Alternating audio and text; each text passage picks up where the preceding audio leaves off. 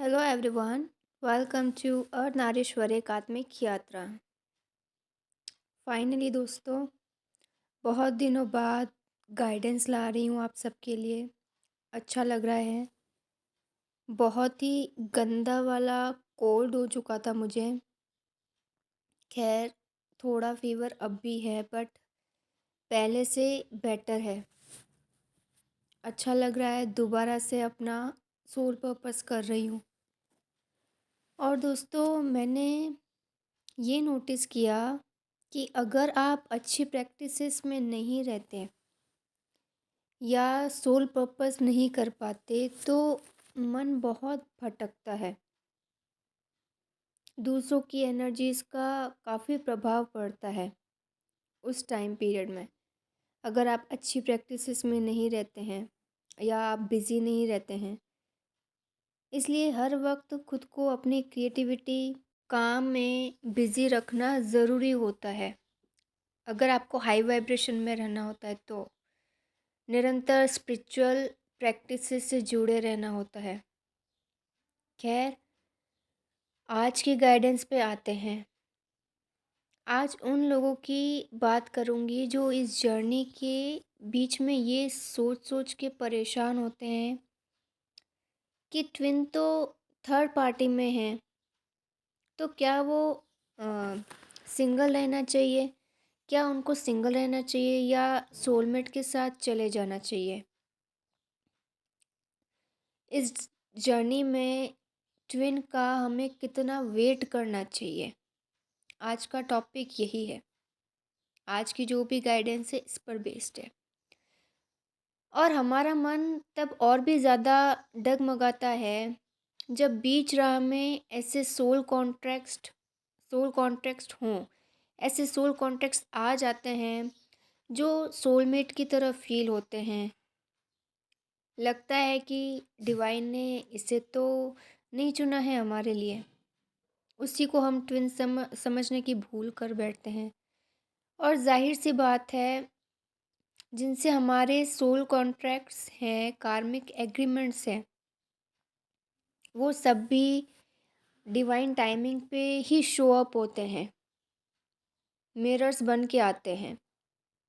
जब जिसका soul contract होगा वो उसी टाइमिंग पे आएगा। उसका क्या मकसद है, वो क्या ट्रिगर करने आ रहा है, आपको क्या मिरर करने आ रहा है, ये डिवाइन टाइमिंग पे पता चलता है। ताकि हम और भीतर जाएं, अंदर से जितना मिटा सकते हैं खुद को मिटा दें। यस दोस्तों, ये जर्नी इतनी आसान नहीं है जितनी लगती है या जितना बताया जाता है कि अरे ट्विन जर्नी है, बस 1-2 साल का इनर वर्क है और जर्नी कंप्लीट हो जाती है रीयूनियन पे आके भी ये जर्नी ख़त्म नहीं होती है दोस्तों। मिटा देना होता है खुद को पूरी तरीके से। अहंकार की बहुत मोटी परत बिछी होती है हम पर, हमारे चक्रास पर। उसके पीछे कहीं हमारी डिवाइन सेल्फ छुप सी जाती है। तो उसी परत को हमें हटाना होता है, रिमूव करना होता है, और वो 1-2 साल के इनर वर्क से नहीं हो पाता है। आप सोचते हो रीयूनियन अगर हो जाता है 2 साल में या 3 सालों में तो इट मीन्स वो लेयर्स हमने शायद रिलीज़ कर दिए, पर नहीं। उन लेयर्स को रिमूव करने में जन्मों जन्म लग जाते हैं। पता नहीं हमें अपनी कितनी यात्रा में आगे जाना होता है। पर ये जब सोल कॉन्ट्रैक्ट्स आते हैं हम सबकी लाइफ में, आपकी लाइफ में, आप गलती क्या करते हैं? जो भी पर्सन आ रहा है, आपको लगता है कि ये यूनिवर्स की सिंक्रोनिसिटी तो नहीं है। अनेक लोगों से मुलाकात होती है, कुछ वक्त तक वो आपके जीवन का हिस्सा भी होते हैं और कईयों के साथ आपकी वाइब्स, एनर्जी भी मैच हो जाती है। तो आप एज्यूम कर लेते हैं कि ये मेरा काउंटर पार्ट तो नहीं। इसलिए इस जर्नी में जो भी यूनिवर्स की तरफ से सिंक्रोनिसिटी होती है, उसे सच मत मानिए।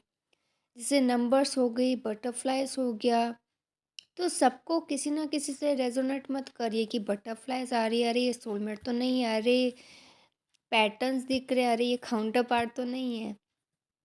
नंबर्स और ये बटरफ्लाइज़ वगैरह नॉर्मली जो नॉर्मल लोग होते हैं उनको भी दिखते हैं।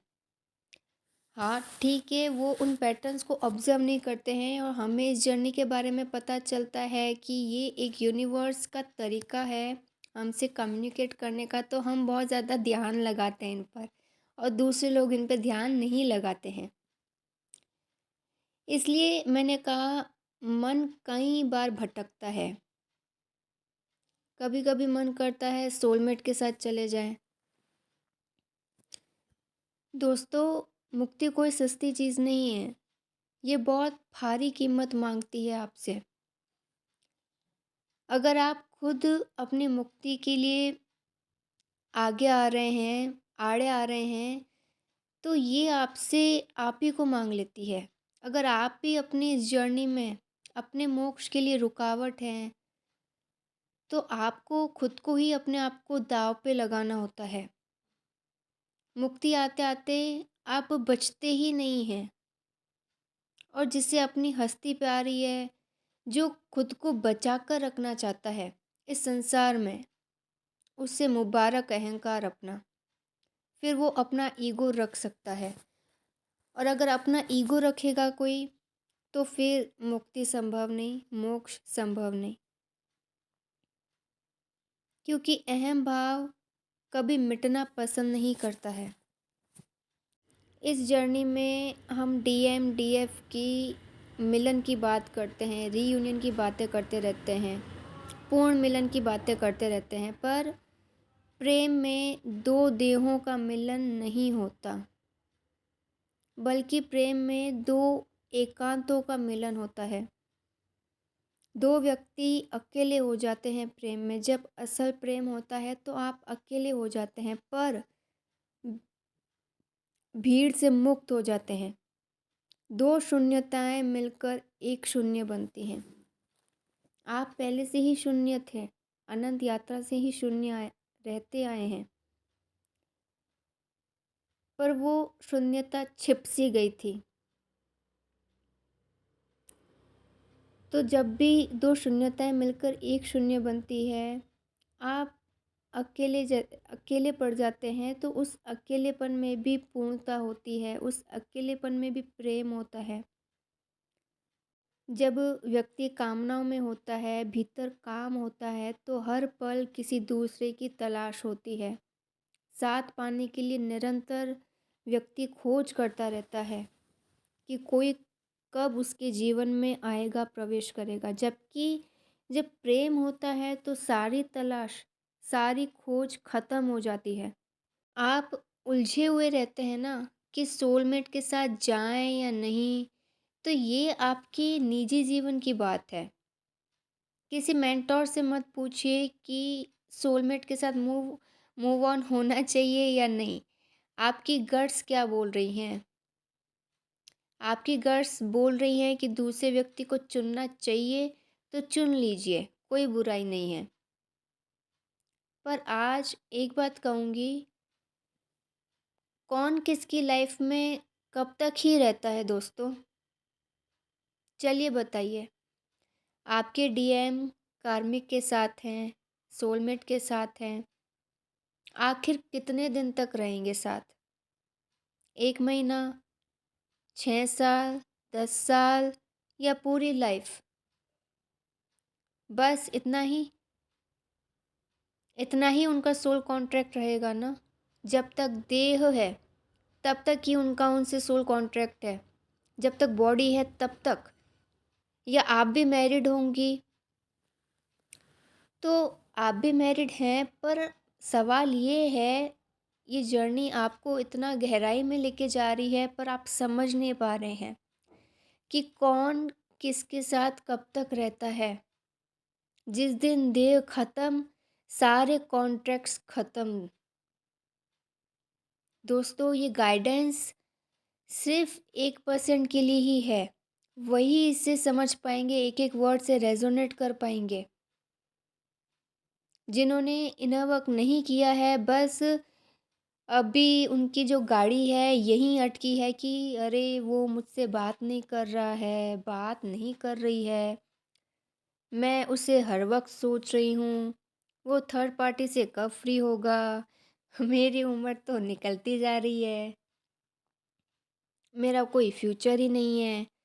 तो हर वक्त भोग को सोचने वाला वासनायुक्त बुद्धि संभोग को, लस्ट को भी प्रेम ही समझेगी। जो वासना से ग्रस्त होता है, जो हर वक्त तलाश कर रहा है किसी की, वो कभी प्रेम को नहीं समझ पाएगा। उसको लस्ट में भी प्रेम दिखेगा, वो लस्ट को प्रेम ही समझेगा। ऐसी बुद्धि में कभी ये बात घुसेगी ही नहीं कि प्रेम आखिर होता क्या है। प्रेम होता है चेतना को ऊंचाई देना। वासना आपको देह के तल पे लेके आती है, जबकि प्रेम दो कॉन्शियसनेस बीइंग्स के बीच का रिलेशन होता है। दो चेतनाओं के बीच का रिश्ता ही प्रेम है। जब आप और आपके डीएम पूरी तरह से कॉन्शियसनेस पे आ जाते हो, तभी आप में वो प्रेम होता है, तभी आप उस पूर्णता को प्राप्त करते हो।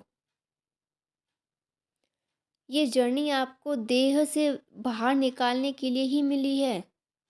तो ट्विन फ्लेम का वेट करना है, नहीं करना है, सोलमेट के साथ मूव ऑन हो जाना है। अंत में जब इस जीवन चक्र को पूरा कर लोगे ना, ना ट्विन फ्लेम साथ चलेगा, ना सोलमेट, ना जोड़े में कोई आता है, ना जोड़े में कोई जाएगा। अकेले ही आए थे, अकेले ही जाएंगे।